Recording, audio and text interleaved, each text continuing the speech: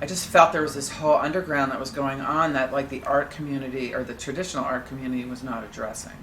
And that there were all these artists that were like expanding their mediums and they were crisscrossing, they were collaborating. I loved that. And also I was so interested in this whole scene that was happening. So what I did was I went to the Soho News and I had to produce these pages every week. So I got all my artist friends and musician friends and whatever to shoot like this fashion things and to model and to, so I got like, you know, Robert Mapplethorpe shot fashion for me, and I got like Keith Haring modeled.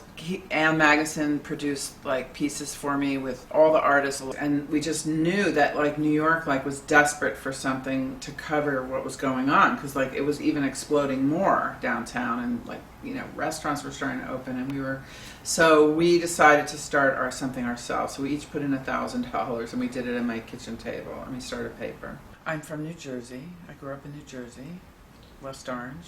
So my mother was really into art and was always like in the summers tried to give me either wild experiences or I would work. I worked for my father usually, as he had a jewelry store. We grew up with like Danish furniture, modernist art on the walls. A lot of my art I've collected is really personal, so it's friends.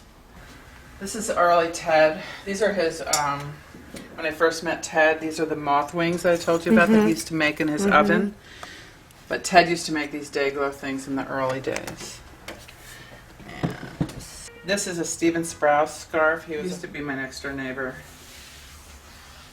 That I was like, I went to this show and I wasn't going to buy anything. I didn't want to buy anything. I don't have room for anything. And I just saw this painting. I was like, oh my God, this is like, I always wanted a Jeff McFetridge. I love Jeff McFetridge's work. I went to this little show and there was this one piece and I was like, holy shit, when I saw this piece.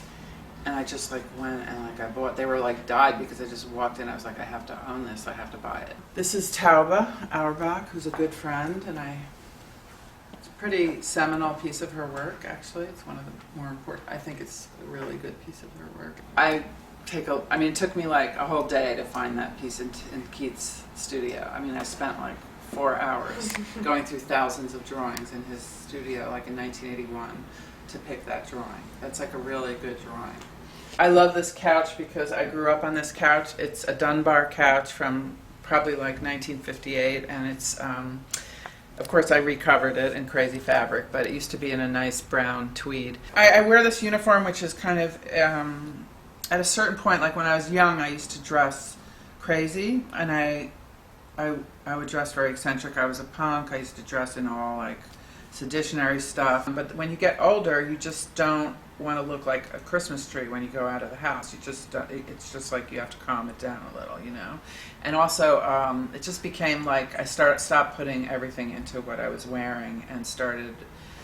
I just wanted a uniform. I craved a uniform. For probably like maybe 15 or 20 years, I've been wearing the same thing, and I have them in like every color and every fabric. So I have dressy fabrics and I have basic colors, but I also have hot pink and turquoise. And so we've always been fascinated by cultural communities and cultural movements. Like hip hop was our first cultural movement that we were really involved with in the 80s and the 70s, even late 70s. And this was so interesting to us because it was like art came out of it, fashion came out of it, music came out of it, culture came out of it. The other thing is we always loved to, sometimes we would even teach people how to write, because our whole magazine was based on the premise of like the community of people who were creating all the stuff. We would go to filmmakers to write about film and musicians to write about a DJ column. You know, Africa Bambaataa did a DJ column for us. Futura 2000